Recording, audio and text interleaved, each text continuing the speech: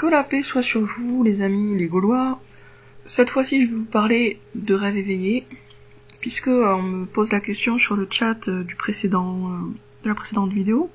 Qu'est-ce qu'on peut faire? Eh bien, on peut rêver. C'est la première étape, c'est vraiment important. Et si ça vous paraît dérisoire, c'est que vous ne comprenez pas comment le monde fonctionne. On rêve d'une action avant de la réaliser.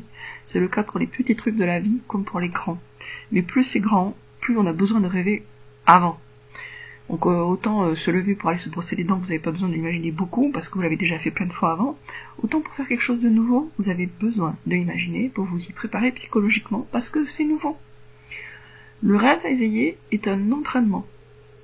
On fait en rêve ce qu'on n'a pas encore fait dans la réalité pour se préparer à agir. Donc c'est une préparation à l'action, le rêve. Et c'est pour ça qu'il est extrêmement important de faire des rêves éveillés sur les thèmes de ce qu'on veut. Donc nous, on va dire, on veut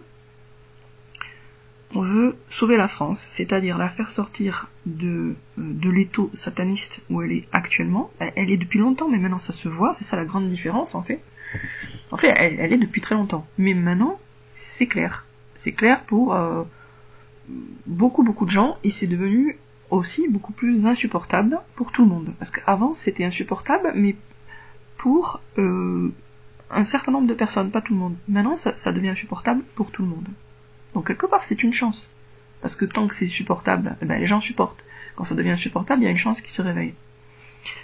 Donc, qu'est-ce que je disais? Il est important, oui, de rêver d'une action avant de la réaliser, surtout quand cette action est nouvelle et qu'elle présente un caractère de difficulté. Donc, il est important de rêver l'action avant. Alors, quelle action? Et justement, le problème, c'est qu'on ne sait pas exactement ce qu'on est censé faire concrètement pour l'instant. Bon, déjà, pour plusieurs raisons. Primo, et c'est une raison totalement évidente, mais à laquelle on ne pense pas forcément, c'est que actuellement il n'y a pas de chef. Voilà, il n'y a pas de chef. Les Gaulois sont sans chef actuellement. Bon, moi je veux bien me proposer, mais je pense pas pour l'instant être. Je pense pas que je sois considéré comme suffisamment crédible par suffisamment de gens. Mais donc actuellement il n'y a pas de chef. Bon, déjà ça suffirait. On n'a même pas besoin de chercher une deuxième ou une troisième raison. S'il n'y a pas de chef, on peut pas mener une action collective. Parce que un groupe sans tête, c'est pas un groupe, hein, c'est un sac avec des trucs dedans, hein. Donc il faut avoir un chef, ça c'est clair. Enfin, en tout cas, ça devrait l'être. Pour mener des actions collectives, il faut avoir un chef. Bon, donc là on en a pas.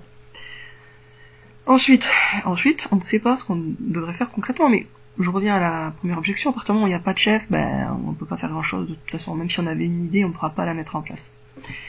Mais ça ne nous empêche pas de rêver, et c'est ça qui est réellement la première étape et celle que l'on peut faire dès maintenant. Donc je vous raconte un rêve éveillé que j'ai fait récemment. Je vais même vous en raconter deux. C'est des rêves éveillés que j'ai fait par rapport au Dajjal. Alors dans un premier rêve que j'ai fait il y a plusieurs mois, et donc je me souviens pas forcément très bien, mais je vous dis ce dont je me souviens, je voyais arriver le Dajjal.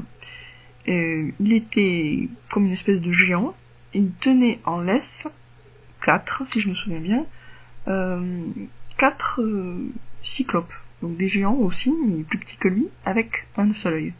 Et lui, je sais plus du tout à quoi il ressemblait, mais bon, voilà, il était très grand. Et il les tenait comme on peut tenir des chiens en laisse. Et je me demandais qu'est-ce que je pouvais faire dans le rêve pour détruire le Dajjal. À un moment, je pensais à m'attaquer directement, puis c'est un rêve, donc dans un rêve tout est possible. Donc j'ai pensé à un moment à, en gros, le tuer. Et puis j'ai réalisé que ce n'était pas une bonne idée, parce que si je réussissais à le tuer dans le rêve, il allait lâcher les 4 cyclopes, qui allaient faire beaucoup de dégâts. Donc il fallait le neutraliser d'une manière qui fasse qu'il ne lâche pas les 4 cyclopes en laisse. Qui était un peu comme, symboliquement, c'était un peu comme 4 cerbères, quoi, comme 4 chiens de l'enfer. Et je ne sais plus du tout comment je suis arrivé à cette idée-là, mais je me retrouvais plus ou moins sur sa tête, en train de faire du dhikr pour le faire fondre. Et ça marchait. Donc en fait, c'était un peu comme une grosse bougie, le Dajjal, et le dhikr le faisait fondre. Et on se retrouvait à plusieurs pour faire du dhikr, donc il n'y avait pas que moi, on était en cercle, comme dans les cercles soufis je pense, et on faisait du dhikr tous ensemble, on avait tous le chapelet, pour faire fondre le dajjal. Et il fondait petit à petit, et du coup, comme il fondait comme de la cire, eh bien, cette cire coulait sur les laisses des 4 cyclopes, et les paralysait eux-mêmes. Donc en fait, c'était la bonne méthode, parce que par cette méthode-là, non seulement le dajjal était neutralisé, mais les 4 dangers qui étaient sous ses ordres l'étaient aussi, et se retrouvaient englués dans cette espèce de cire. En fait, ça, il fondait, et ça durcissait, et donc ça faisait une espèce de statue de cire, comme au musée Tussaud, ou comme dans une nouvelle, pour ceux qui auraient lu cette nouvelle de Lovecraft, qui s'appelle L'horreur dans le musée. Il y a un monstre qui se retrouve pétrifié dans de la cire, et qui devient une statue en fait dans un musée. Voilà, c'est un peu ça. Et parmi les gens qui faisaient du dhikr, eh bien, il y avait Batman. Voilà. Alors, le fait de mettre Batman dans un cercle de prière peut paraître étrange, mais en fait, c'est plutôt une bonne idée d'utiliser tous les archétypes, c'est-à-dire toutes les grandes figures un peu mythiques qu'on a dans la tête, que ça soit tiré de films, de bandes dessinées ou d'autres choses, peu importe. L'essentiel en fait c'est de les recycler dans ses propres rêves pour récupérer d'une certaine façon l'énergie de l'égrégore qu'il représente. Puisqu'il y a un égrégore de Batman, comme il y a un égrégore de Superman, etc., etc. C'est toutes les pensées des gens qui ont connu ou aimé les aventures de Batman, de Superman. Donc là, il y avait Superman qui faisait le dhikr avec nous, et on était, je sais pas combien on était, mais enfin on n'était pas très nombreux. Et donc on réussissait comme ça à neutraliser totalement le dajjal, qui au final n'était plus qu'une espèce de bougie fondue. Donc ça c'était un premier rêve que j'ai fait il y a quelques mois, un rêve éveillé. Et je m'en souviens pas en détail, quand je l'ai fait il y avait beaucoup plus de détails, mais bon, tant pis. Et récemment j'en ai fait un peu du même style. Alors là j'étais dans une mosquée blanche, ronde, très belle. Alors le rêve commençait, je faisais plus ou moins la sieste dans cette mosquée. Elle était située dans le désert, elle était très bien décorée, et puis je me réveillais de cette sieste et je m'apercevais qu'il y avait beaucoup de monde qui voulait rentrer dans la mosquée. Ils étaient derrière des portes vitrées, comme dans des portes qui s'ouvrent en glissant comme ça, un peu comme dans les centres commerciaux, et ils rentraient effectivement en masse. Moi je montais sur l'espèce de petit minbar, pas très haut, et je commençais à leur parler du Mahdi, de l'arrivée du Mahdi. Et c'est alors, il y avait beaucoup de musulmans dans la mosquée à ce moment-là, et c'est alors que de façon totalement inattendue, le toit de la mosquée s'ouvrait au milieu, et en descendait une énorme statue de Jésus toute blanche devant une croix, et en fait c'était le Dajjal. Et moi-même j'étais super choquée et étonnée, c'est-à-dire même dans le rêve, hein, quand j'ai fait le rêve j'étais surprise par ce rebondissement du rêve. J'étais choquée et étonnée de voir débarquer comme ça en plein milieu de la mosquée une statue de Jésus, puisque c'était quand même une mosquée.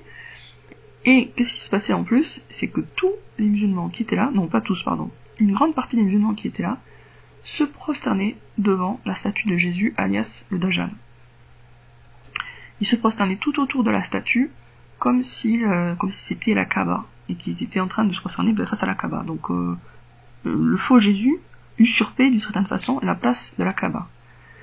Et donc ils étaient prosternés. Alors il y en avait quelques-uns qui restaient quand même à m'écouter, et moi j'étais perplexe, et finalement j'ai décidé de sortir de la mosquée. Donc je sortais de la mosquée, il y avait un escalier extérieur, je montais donc sur le toit de la mosquée. Cette mosquée elle avait un peu la forme d'une grosse coupe volante, et j'arrivais à la hauteur du trou où donc était apparu Jésus. Et donc là je voyais la tête du Dajjal. Et je me demandais quoi faire pour le neutraliser. Et alors là, excusez-moi, hein, mes rêves sont pas toujours politiquement corrects, voire ils le sont rarement. Et là, j'avais une première idée que je mettais tout de suite en pratique, puisque c'est un rêve, donc on passe tout de suite à la pratique, c'est que je me faisais pipi sur la tête. Bon. Et ça le faisait effectivement un petit peu fondre, comme dans le rêve précédent. Puis après, je me disais que c'était pas suffisant, et je commençais aussi à faire du dhikr. Je faisais quand même mes ablutions sèches avant. Donc je me mettais à côté toujours sur le toit, à côté juste au-dessus de sa tête, quoi, sur le toit, et je commençais à faire du dhikr. Et petit à petit, d'autres personnes me rejoignaient, et on faisait du dhikr à plusieurs, et on surveillait régulièrement pour voir si ça le faisait fondre. Et oui, ça le faisait fondre, mais lentement, et c'était assez... Enfin, ça prenait du temps. Alors, le dhikr qu'on faisait dans ce rêve-là, c'était la prière de Fatima, et Musprano-Fix, et aussi du dhikr classique. Astaghfirullah, je donne. Alors ensuite, il y avait de plus en plus de monde qui me rejoignait sur le toit, et du coup, on pouvait plus tenir sur le toit. Donc, il y a un moment où j'ai décidé qu'on serait mieux installé ailleurs, et donc on descendait tous, c'est moi là pour quitter le chef, je faisais descendre tout le monde, et on allait pas très loin, parce qu'il y avait un oasis pas très loin, beaucoup plus confortable, avec quelques palmiers, de l'eau, donc des dattes, de quoi boire, de l'ombre, et c'était un endroit nettement plus agréable. Et là, ben, on continuait en fait à faire du dhikr pour faire fondre le dajjal. Alors entre-temps, j'avais mis l'action sur pause, ce qui fait qu'il ne se passait rien, à part que les gens étaient toujours consternés autour du dajjal, et après ça il se passait rien. Donc nous on était actifs, mais le reste du monde était immobile, figé de cette même façon. Et on continuait avec notre dhikr, et moi régulièrement j'allais vérifier pour voir où ça en était, et il continuait à fondre lentement mais sûrement. Donc notre petit groupe, parce qu'on n'était pas très nombreux, on était peut-être une vingtaine, je dirais, dans le rêve, notre petit groupe réussissait à faire fondre le dajjal, petit à petit. Et moi régulièrement, donc j'allais vérifier l'avancement de cette fondue, et il y a quelqu'un qui venait avec moi pour pouvoir témoigner que oui, effectivement, ça portait ses fruits. Donc chaque fois, une personne différente m'accompagnait jusqu'à la mosquée, pendant que les autres continuaient à prier pour pas perdre de temps. Et on continue à avancer comme ça. Alors il y a un moment où je disais, est-ce que vous êtes d'accord pour qu'on remette le film en marche, quoi. Il y en avait certains qui étaient pas d'accord, d'autres qui étaient d'accord, donc on continue encore à faire du dhikr un maximum, jusqu'à ce que tout le monde en ait marre, en fait, de cette situation, et dise, ok, on relance le film. Donc là, j'appuie sur lecture, et l'action reprenait. Et donc, les gens qui étaient prosternés devant le dajjal, tout autour du dajjal, eux, ils étaient habillés en noir, nous, on était habillés en blanc, commençaient à lever la tête, et là s'apercevaient que finalement ils étaient prosternés devant une espèce de statue fondue, puisque finalement il ne restait plus grand chose du dajjal. Par contre, sa croix était toujours intacte. Et de plus en plus se relever, et commençaient à s'énerver, et là je voyais ça, et donc je disais au groupe de prière, allez, il faut qu'on renforce nos invocations pour les aider à maintenant détruire la croix, puisqu'il restait la croix. Et donc on faisait beaucoup d'invocations, beaucoup de dhikr, et ainsi on les aidait à détruire la croix. Donc eux ils le faisaient au niveau concret, et nous on les aidait au niveau spirituel. Donc ils réussissaient à fracasser la croix, et donc on avait réussi à vaincre le dajjal. Et je n'ai pas poursuivi le rêve plus loin, ou alors je ne m'en souviens plus. Voilà, donc ça vous voyez, le simple fait que vous ayez écouté ces deux rêves, eh bien vous êtes en train de travailler mentalement, spirituellement, à la réalisation de ça. Alors, ce que j'ai raconté, c'est des rêves, donc c'est symbolique. Donc symbolique de quoi? Concrètement, à quoi ça va correspondre? Je n'en sais rien. Bon, si, ce qui est clair quand même dans le rêve, et ça j'en suis effectivement profondément persuadé, c'est que pour attaquer le dajjal de façon efficace, il faut passer par le dhikr collectif, ensemble, en groupe. Faire des prières ensemble, en groupe.